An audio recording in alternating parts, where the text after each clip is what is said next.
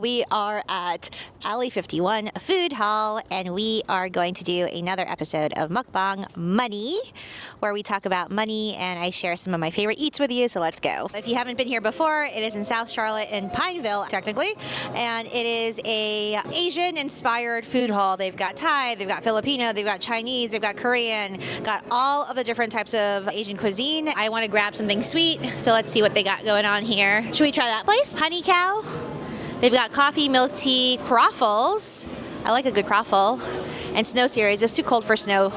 Today we're going to talk about questions I received after doing a session called Crack the Code, 5 investing secrets that every woman should know. One of my favorite things are mochi donuts, but they're so overpriced at a lot of places. Banh mi. AJ, what did you think of it? That's pretty good. That's pretty good. So I definitely recommend the banh mi's there. Really, it's got some good food too. Thai food if you like Thai. Oh, Mochi Nut also has Korean hot dogs, which is one of my not-so-secret guilty pleasures.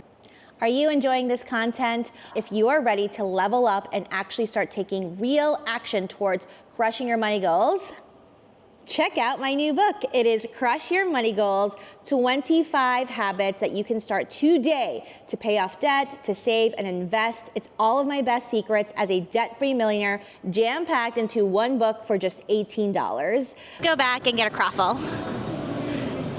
Okay, I don't have money. Croffles are not bad. Sometimes I see them for $5 or $6. They're only $3.75 here. Bingsu is like snow series. Bingsu is icy. In Philippine culture, we have what we call halo, which is like shaved ice with all these toppings. So Bingsu is like the Korean version. They're a little smaller than I thought, but that's okay. I don't need to be eating that much sugar anyway. Tasty. Tasty looking.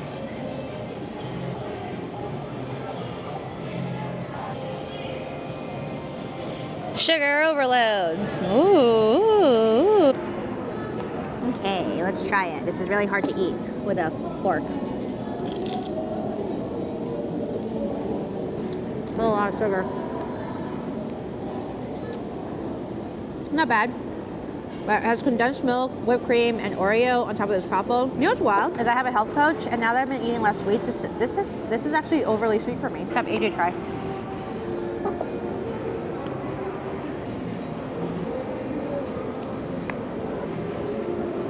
I think the waffle would be a better hot. Just likes everything to be warmed up and toasty. I agree, though. All right, let's get to it. This person just used an online calculator to find a need to invest every month for 30 years to get to their financial independence number. And if she invested 1,000 pounds a month, she'll only reach half of the number by 20. I can't currently afford to invest double that. How can I make up the shortfall? For asking that question. Once people hear what I'm telling them to do, some people do exactly what this person did. They went and did their calculator, and now they know their numbers. They realize that they're going to have to invest $1,000 every single month for 30 years in order to get to their financial freedom number. Then the next question is, what are you going to do about it? And that's when people start to realize that the way that you have been operating, just getting the paycheck and just keeping up with the Joneses and just paying a little towards your debt and stuff is not going to cut it if you want to become financially free, if you want to be able to retire. So yeah, you're going to have to make some big moves in order to make this work. I was that person 8 years ago where I was like, I can't even afford to invest $500 a month. I was just heavily paying down debt. If you want to be able to invest a lot more than what you're doing now, you're gonna have to pay down your debt. Because all that money you're paying towards car payments, towards your student loans, towards your credit cards, is money that could be invested instead. So that's how you make up some of the difference. If you don't have any debt, then you want to look at what you're currently doing in terms of a monthly budget. Everyone who tells me they can't afford it, none of them have shown me their budget, and none of them actually even really do a budget. So before you say you can't afford it, actually start doing your budget and see what you truly can afford. And then the question then becomes, can you afford to not invest? And can you afford to keep living the way that you're living now? For example, like I'm willing to cut some of my streaming services. I'm willing to not buy a car for a couple more years. You start off with making your lifestyle changes before you resort to making more money. Then the next question that I have for folks is, before you even go and say, I need a side hustle, I'm saying this especially to the women because this is to a group of women. Did you negotiate your pay? Do you think that you're paid fairly? Do you think that you're paid for the amount of work that you do? If the answer is no, start there. Start doing less work and more money, and start making more money for the work that you already do. And so if you want tips on how to actually negotiate, that's one of the habits that I talk about in my book. where I share some specific tips on how you can make negotiating a habit, and you can check that out at crushingmoneygoals.com, and you can buy the book wherever the book is. A DDR machine. It's not working. Oh wait, it's making noise. Dance Revolution is a video game that me and my best friend used to play in high school. We would go to the store that had it, and we would just keep playing this game.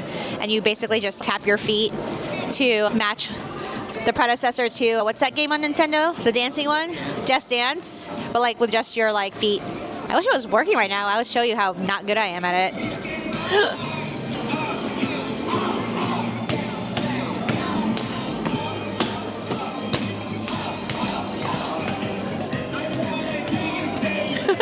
That's how I would play. If I have a savings account, but also have credit cards to pay off, is there any value to not touching the savings?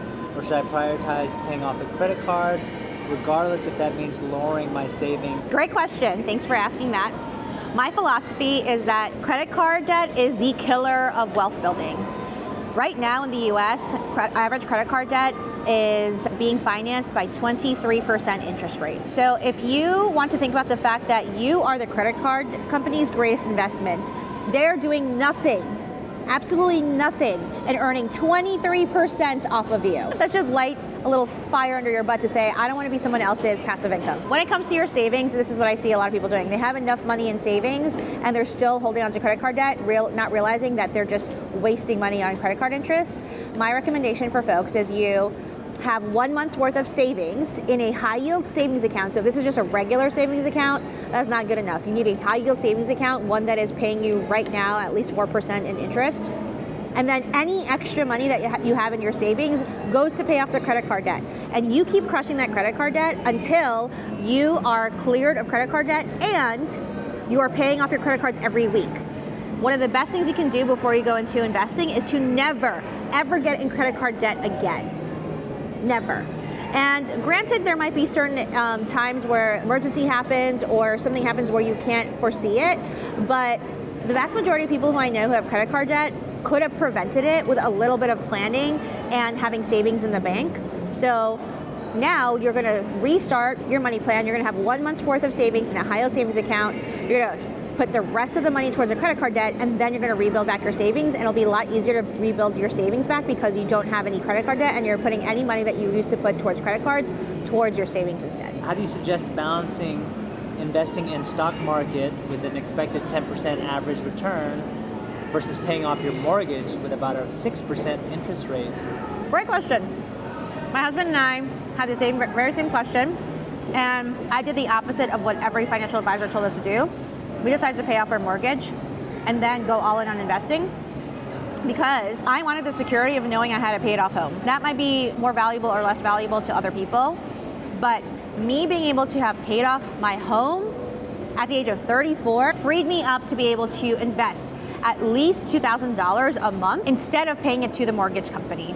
And I've been doing that consistently for 5 years now, where we have been putting all the money that we used to pay in mortgage payments and put it towards it. That being said, percentages are, to me, the biggest trick that financial services use to guarantee that they're going to get money from you from two places, from your investment account and from your mortgage payment. And they're going to be like, don't pay off your mortgage because you make more money in the stock market. First of all, the stock market is not guaranteed. Every year is completely different. There are some years, like 2 years ago, the stock market was down more than 10%. And just because the stock market made 10% doesn't mean that you're going to make 10%. And the second thing is you need to actually look at what the dollar amounts are. And I bet you, many of you have never actually looked at how much you paid in interest on your mortgage payments. So today, I need you to open up your mortgage statement and look at how much money is going toward just interest on your mortgage payment and not towards the actual value of your home. And you will be shocked at how much money you are wasting on interest for your mortgage, even though it's a low rate. Because people right now in the US, the average home value is like $400,000. So if you have 6% interest rate on a $400,000 home, and you're only putting $50, $100, even $500 a month towards stock market, the numbers don't add up. You're still, like, anything you're putting in the stock market is essentially being canceled out by the interest that you're paying on your mortgage.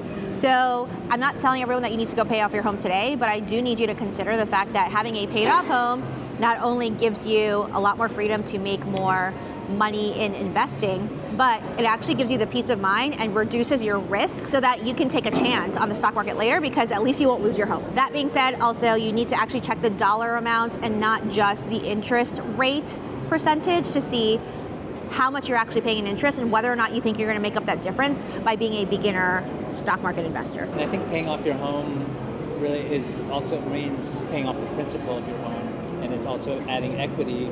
So the more money that you pay into the principal, the more equity it is to your net worth as well. Yes. You know what's so wild to me is after me and AJ paid off our home, all the banks wanted to give us loans. All the banks said that we could afford to buy a second home. There's so many things we could do because we were a very low risk investment for other people, because we had equity that was sitting in our house that we could always pull out later if we wanted to do a home equity loan or something. We never did that. But I also think people really misunderstand what percentages really mean. When you have a larger percent of a smaller number, that doesn't cancel out a small percentage on a very large loan.